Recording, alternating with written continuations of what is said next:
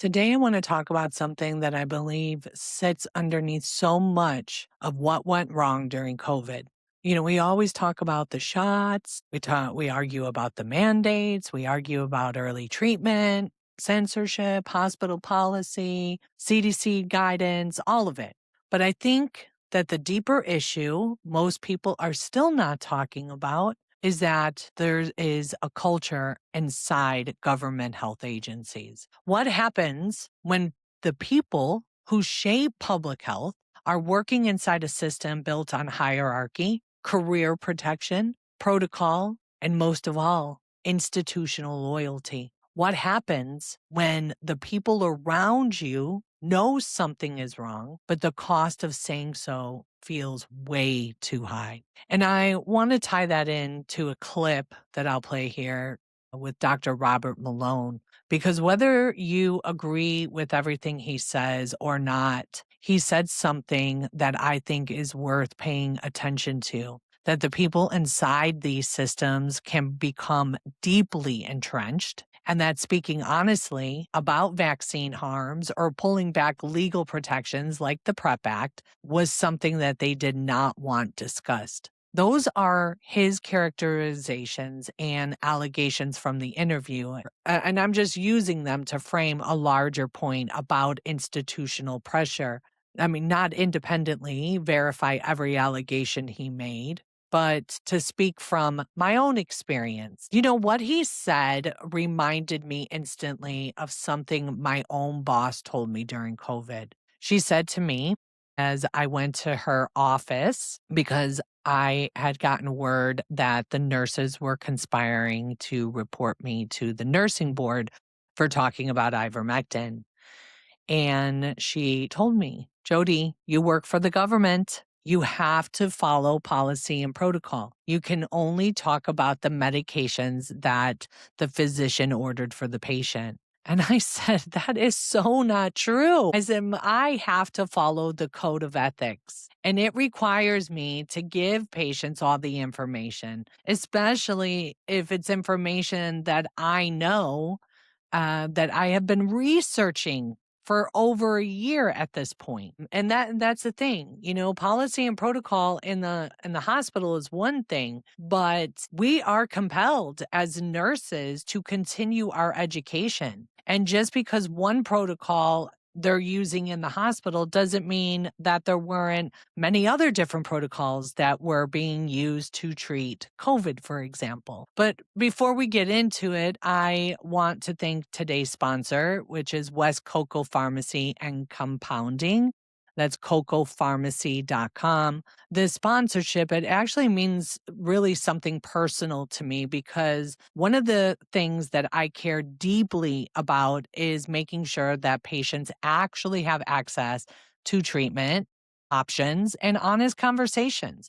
That's very personal for me because during COVID, I saw firsthand what happened when a pharmacist who was a United States Public Health Service Commission Corps officer, refused to move forward on ivermectin. She said that she could only dispense it for lice and scabies, not because it wasn't available, not because it wasn't safe, but that she was told that she would lose her job and she's not willing to lose her job over this. And that moment really stuck with me because it showed how much power can sit in the hands of someone who is choosing to follow the system instead of really looking at the patient in front of them. And that's why I appreciate West Cocoa Pharmacy and Compounding because they really understand that real care means being willing to have conversations, explore options, and work alongside patients and providers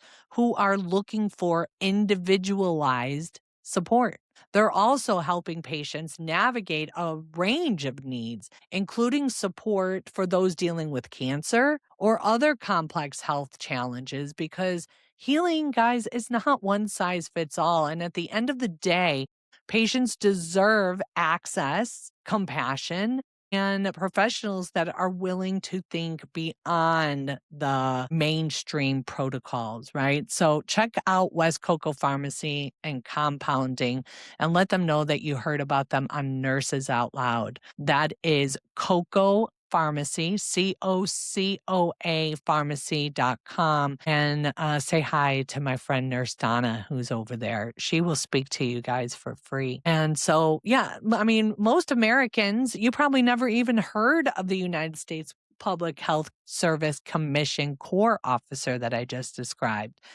They People don't realize that they are one of the nation's uniformed services, and official USPHS materials describe it that way while also noting it is distinct from the armed forces and is unarmed. Officers serve across federal health settings in clinical, leadership, and regulatory roles. And that's the part that matters, because this is not just a loose connection of experts giving advice in a vacuum. This is structure, a hierarchy, a rank system, a promotion system, a retirement system, a career culture. And when your career is embedded in that kind of environment, dissent gets very expensive.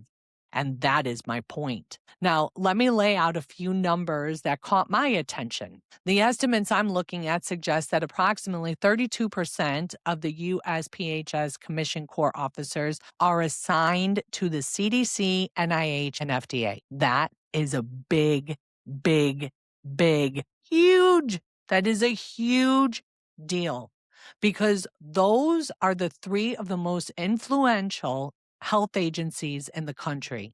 And those same estimates put the Corps at roughly 6,000 to 6,500 active duty officers. And when you look at that rank structure, the estimates suggest roughly 40 to 42% are 0 to 5 and above. That is their rank. So this isn't just about staffing. This is about leadership concentration. This is about a significant number of senior people inside a rank-based culture helping shape public messaging, research priorities, vaccine recommendations, and policy direction. And once you understand that, it becomes easier to understand why so many people may have felt trapped, like my pharmacist, like maybe even her boss. And this is where I'm going to play the Malone clip real quick.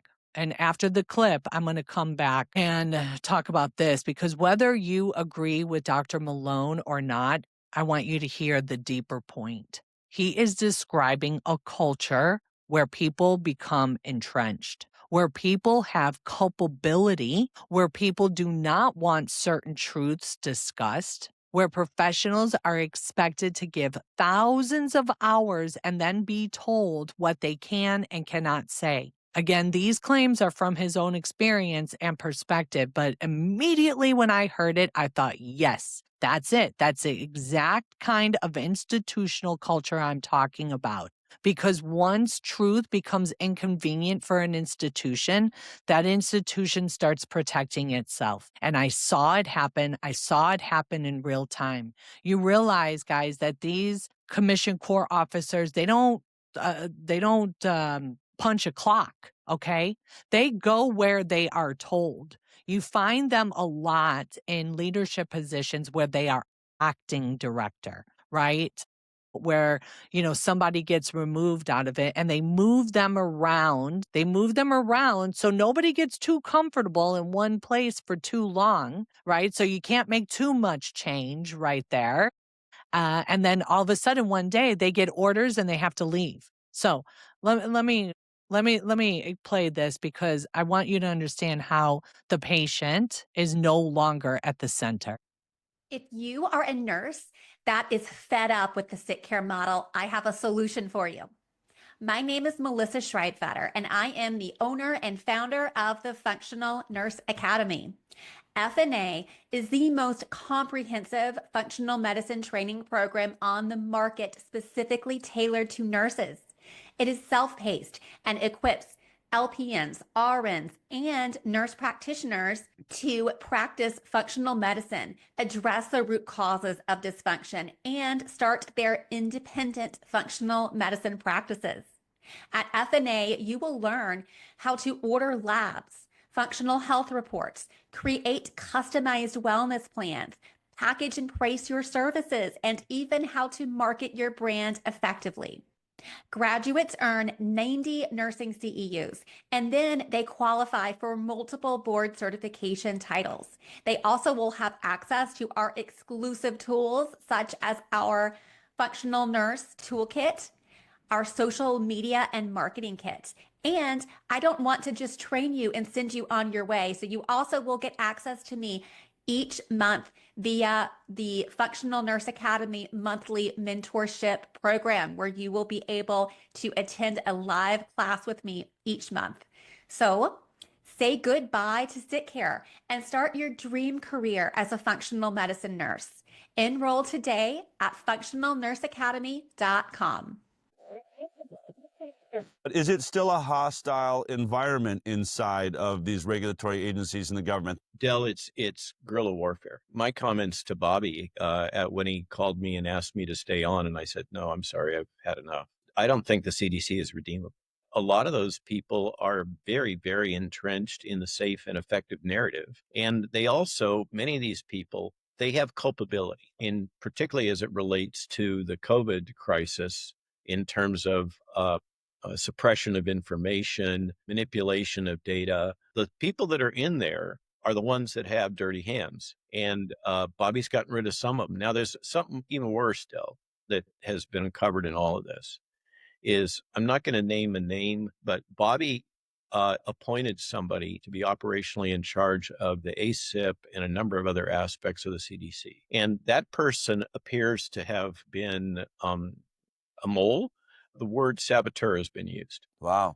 And I warned Bobby about it, but Bobby didn't think that was the case. But now it's come clear from that person's actions that they've done a lot of damage. So why step down? I wanted you in there. We needed you in there. What made you come to this conclusion? Yeah, this thing is a hot mess. It's not serving its function. It's really a fool's errand. We put thousands of hours. We're treated like chattel. The disrespect, frankly, from the government has just been longstanding and profound. This kind of, well, we're going to tell you what to say and when to say it. We don't want you to talk about vaccine harms, and we don't want you to recommend that the PrEP Act protection be pulled. They have never provided any cover for us with all these attacks that we've been sustaining. These people have been run through the ringer.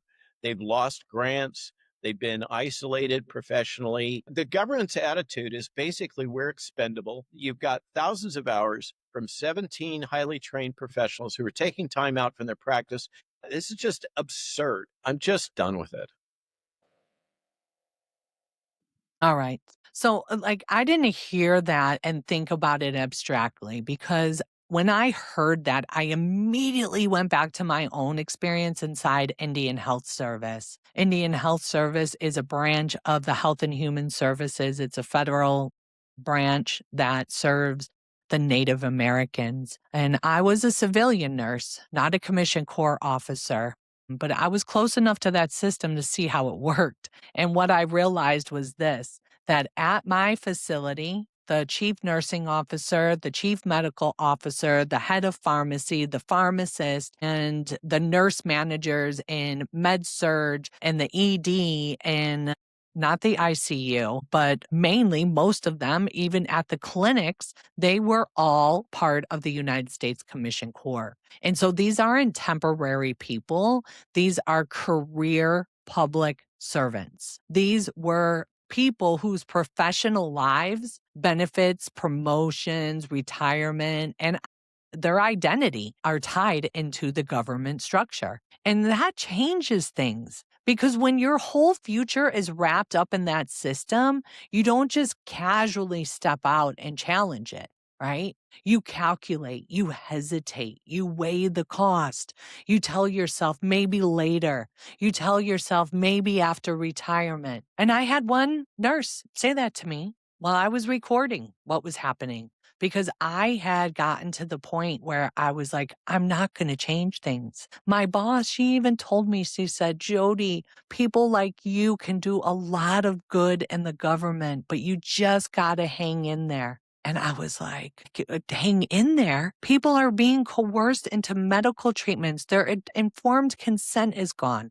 The right to an advocate is gone. We're pushing these experimental treatments and medical interventions without giving people the full information for them to make informed decisions. And the nurse on camera said that she wanted to blow the whistle, but she was not going to do it until she retired. I mean, guys, think about that. That one statement tells you everything. That concern is so real. And so is the cost of speaking it too. I mean, they're not the military, but it's the closest thing that I can get you to understand. I mean, you have the officers, right, that sign up, or, our military that sign up, and all of a sudden they get into this environment where they follow orders. And if you don't follow orders, you are going to be targeted, maybe even, hazed. That happens. I mean, and this is like one of the biggest points that I want to make, because silence doesn't always mean consensus. Silence sometimes means fear. It means career preservation. It means people know exactly what happens when you challenge the system. And this is especially true in institutions where removal is difficult, slow, and highly procedural. Federal personnel systems include formal adverse action and appeals process.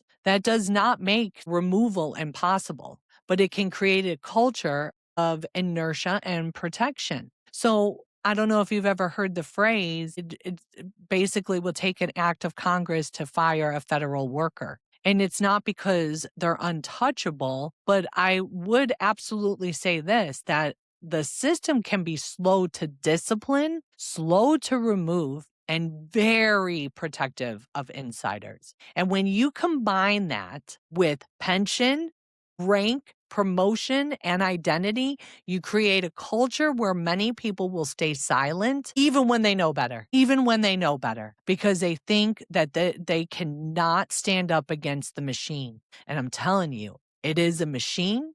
And it is that for a reason, right? And this is where the nursing code of ethics, the lens, becomes so important, because when my boss told me, you're a government employee, you got to follow policy and protocol, I knew that that was not the highest standard.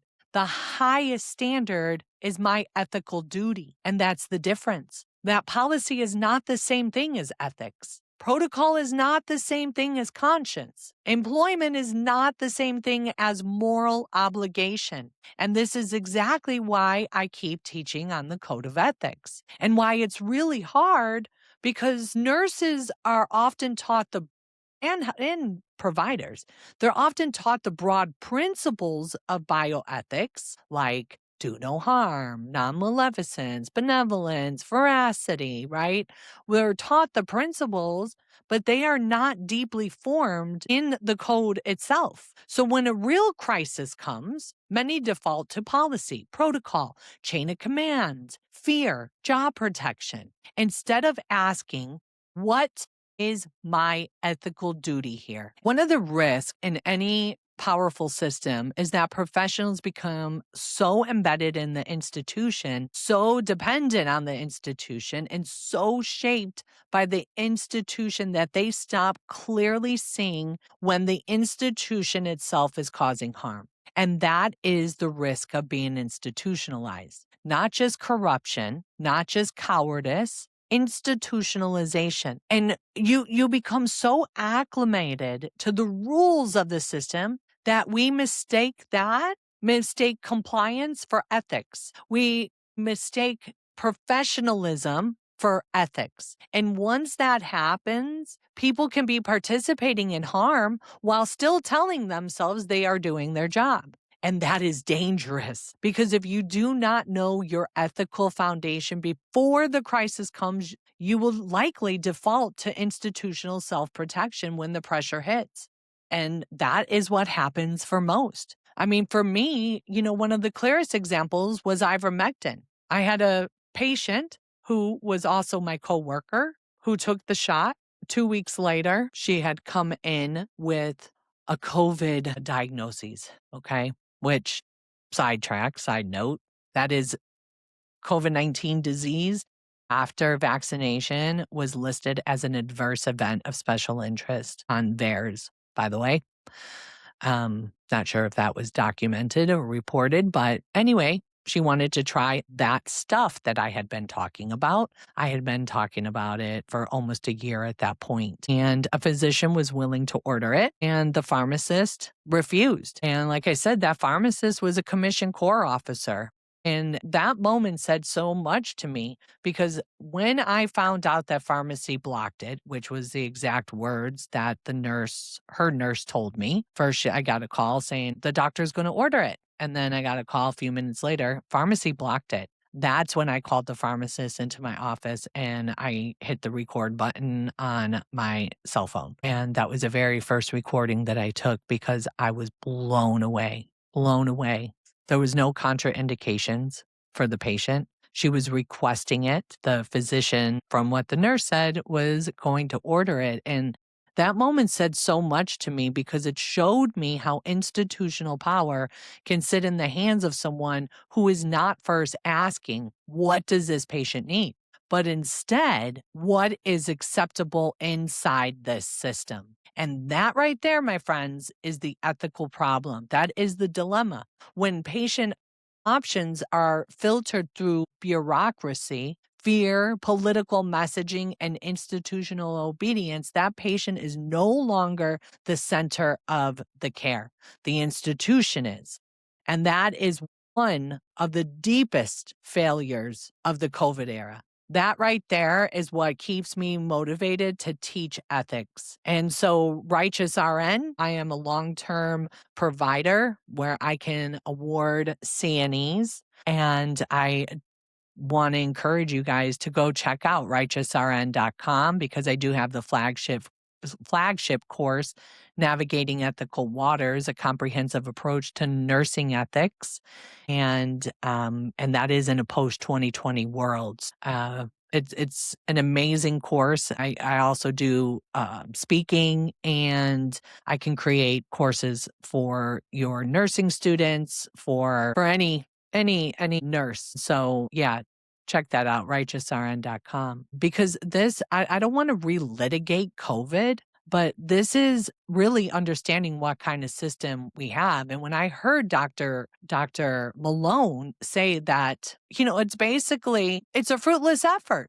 And you can see how when you have 30 to 40% of people in these institutions that are institutionalized and they don't want to have, and they are culpable to all of this, of course they don't want it to get out there. So it's really hard, but we have to understand how institutional structure shapes the behavior, because if not, we are going to repeat the same pattern. It's going to be a different emergency, a different disease, a different administration, but the same pressure. And the public will be told that there is a consensus, but the insiders will know that there is doubt. And many people will remain silent because dissent is just too costly. And that is why ethics matters. That is why courage matters. And that is why nurses need to know the code. So when I ask why so many insiders stayed silent, I don't think the answer is just ignorance.